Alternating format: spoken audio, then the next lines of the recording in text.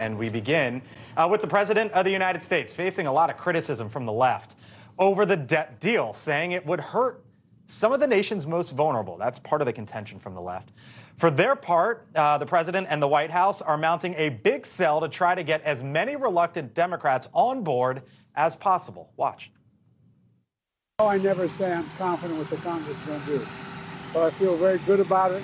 I've spoken to a number of the members. I spoke to McConnell. I spoke to a whole bunch of people, and it feels good. We'll see when the vote starts. That was the president about 2 hours ago as he was leaving the White House. Joining us now is a Democratic congressman from New York and member of the Congressional Progressive Caucus, Congressman Ritchie Torres. Congressman, good of you to join us. We appreciate it. Happy to be here. Yeah, so as of a couple hours ago, President Biden had said that he had not talked to the Congressional Progressive Caucus. There's a block of 100 of you. It would seem to me that your votes are needed to get this debt ceiling deal passed. Does it concern you at all that the leader of your own party hasn't picked up the phone and called your caucus to see where you guys are? Well, conversations have been had between the president and the head of the Progressive Caucus, and the president's been in touch with Hakeem Jeffries, who's the leader. You know, for many of us, and for me in particular, the greatest cause for concern in the agreement are the new work requirements. It's unclear how expansive those work requirements are going to be. And I've said to the White House that I want to know the number of my constituents who are going to be affected before I commit publicly to a vote for or against the debt limit deal. What'd they tell you? The White House has no information. The White House has simply said that the number of people who are going to be subject to the new work requirements is equivalent to the number of people who are going to be exempt from the new work requirements. So under the agreement, veterans, homeless people, and foster youth who are aging out of foster care up to the age of 24 are going to be exempt from SNAP work requirements for the first time. Yeah, and I know work requirements are a big deal for you and for a lot of Democrats, obviously. You tweeted out earlier that this was a quote-unquote raw deal for Americans. So, Congressman, if this is a raw deal, do you plan to vote for the deal that was negotiated by the head of your party?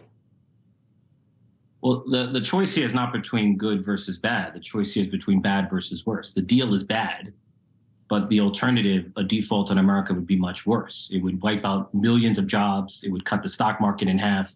It would wreak havoc on the retirement security of millions of Americans.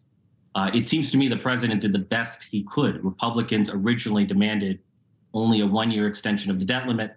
The president secured a two-year extent limit, taking it beyond the 2024 presidential election. Republicans originally were demanding a 22% cut in non-defense programs like healthcare and law enforcement and education. The president negotiated them down to a spending freeze in 2024 and a 1% increase in 2025. So it seems to me the president was extraordinarily effective at watering down the ransom note from the Republicans. You know, I didn't hear a yes or a no, Congressman. I don't want to put words in your mouth, obviously, but it sounds like if bad is better than worse, then you're a yes. Is that the case? Would you vote for this? Do you plan on it? Again, I want to know the number of people who are affected by the new work requirements. If you want my honest political assessment, the votes are there. The majority of Democrats and Republicans are going to vote to pass the deal. The question is, where's the Progressive Caucus going to be? We know the far right of the Republican Party is opposed to the deal, but my honest assessment is that the votes are there. It's going to pass.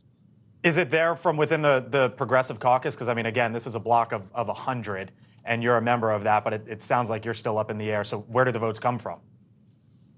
I suspect the majority of moderates within the Democratic Party are going to vote for it, and the majority of Republicans are going to vote with McCarthy. So my assessment is that it will pass, despite opposition. Has President Biden directly spoken to you? Would you like to hear from him? I've not spoken to the president, but we've received briefings from the White House about the various elements of the agreement. And for me, just the cause for concern are the scope of those work requirements. Once I have the information I need, I can make an informed decision. Thanks for watching. Go to newsnationnow.com to find NewsNation on your television provider. And don't forget to subscribe. Click the red button to get more of NewsNation's fact-driven, unbiased coverage.